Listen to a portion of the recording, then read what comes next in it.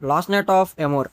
మామ 35 ఏళ్ల నుంచి సర్వీస్లో ఒక్క బుల్లెట్ కూడా పేల్చని ఒక హానెస్ట్ పోలీస్ ఆఫీసర్ తన రిటైర్మెంట్కి జస్ట్ ఒక్క రోజు ముందు డబ్బులు కాసిపడి ఒక లవడా పని చేస్తే ఆ రాత్రి ఎలాంటి బ్లడ్ బాత్గా మారింది. అదే మన లాస్ట్ నైట్ ఆఫ్ ఎమోరస్ కథ మామ. ఈ ఇటాలియన్ క్రైమ్ థ్రిల్లర్ అసలు ఎలా ఉంది ఈ రివ్యూలో చూసేద్దాం. అయితే ఈ సినిమా ప్రెజెంట్ అమెజాన్ ప్రైమ్లో దర్శనమిస్తుంది. రన్ టైం వచ్చి 124 మినిట్స్, అంటే 2 గంటల 4 నిమిషాలు ఉంటుంది. మీ పేషెన్స్ గట్టిగానే టెస్ట్ అనమాట. తెలుగు డబ్బింగ్ క్వాలిటీ బాగానే ఉందమ్మో, పర్లేదు. ఫ్యామిలీతో చూడొచ్చు అంటే నో మావా, చూడకండి. సినిమా చూసిన తర్వాత నాకేమనిపించిందంటే ఇది ఒక స్టైలిష్ క్రైమ్ థ్రిల్లర్ మావా, కానీ కొన్ని చోట్ల ఏంట్రా ఇది అనిపించే ల్యాగ్ సీన్స్ కూడా ఉంటాయి. కానీ సస్పెన్స్ కోసం మాత్రం ఒకసారి ఖచ్చితంగా చూడొచ్చు. మీరు స్లో బర్న్ మూవీస్ ఎంజాయ్ చేసేవాళ్ళు అయితే మీ టైంకి పర్ఫెక్ట్గా టైం పాస్ చేసే మూవీ ఇది. అసలు కథ సింపుల్గా చెప్పేస్తా. ఫ్రాంకో అమోర్ అనే ఒక హానెస్ట్ పోలీస్ ఆఫీసర్ ఉంటాడు. 35 ఏళ్ళుగా ఒక బుల్లెట్ కూడా పేల్చకుండా రిటైర్మెంట్కి రెడీ అయిపోతాడు. పాపం ఆయన పెద్ద గాంధీ ఫ్యాన్ అనుకుంటా. ఆయన పెళ్ళం వివేనో ఏమో ఏజ్లో ఆయన కూతురు అంత ఉంటుంది. కానీ బ్యాక్గ్రౌండ్ చూస్తే మాఫియా ఫ్యామిలీ నుంచి వచ్చిన మహతలు అనమాట.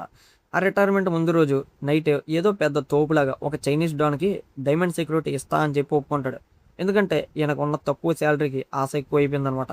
ఆ స్కెచ్ ప్లాన్లోకి తన బెస్ట్ ఫ్రెండ్ అండ్ పార్ట్నర్ అయిన డైనోని కూడా లాగుతాడు, ఇద్దరం కలిసి సంపాదిద్దామని.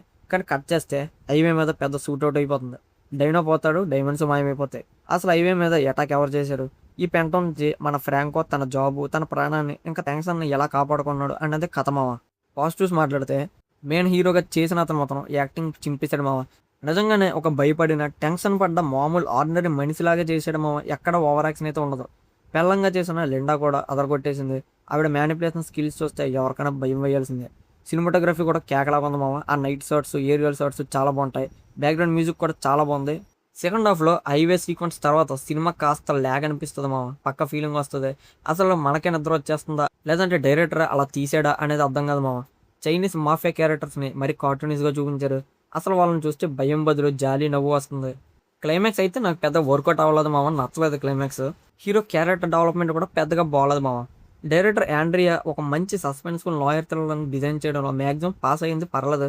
ప్రతి ఫ్రేమ్లో ఒక డార్క్ గ్రిటీ వైపుని మెయింటైన్ చేస్తూ ఒక హానెస్ట్ మనిషి చిన్న తప్పు చేస్తే ఎంత కష్టపడతాడో అనేది బాగా చూపించారు. సో మీరు వీకెండ్లో ఒక స్లో బర్న్ క్రైమ్ డ్రామాని భరించగలరు అనుకుంటే పక్కా కూర్చొని ఈ ఇటాలియన్ మాఫియాతో కొంచెం తలనొప్పి తెచ్చుకోవచ్చు. కానీ లాజిక్లో మాత్రం ఎతక్కడమో. అయితే ఈ సినిమా చూసిన తర్వాత మీకేమనిపించిందో కింద కామెంట్స్లో చెప్పండి. వీడియో నచ్చితే లైక్ చేయండి, ఛానల్ సబ్స్క్రైబ్ చేయండి. ఉంటాం మరి.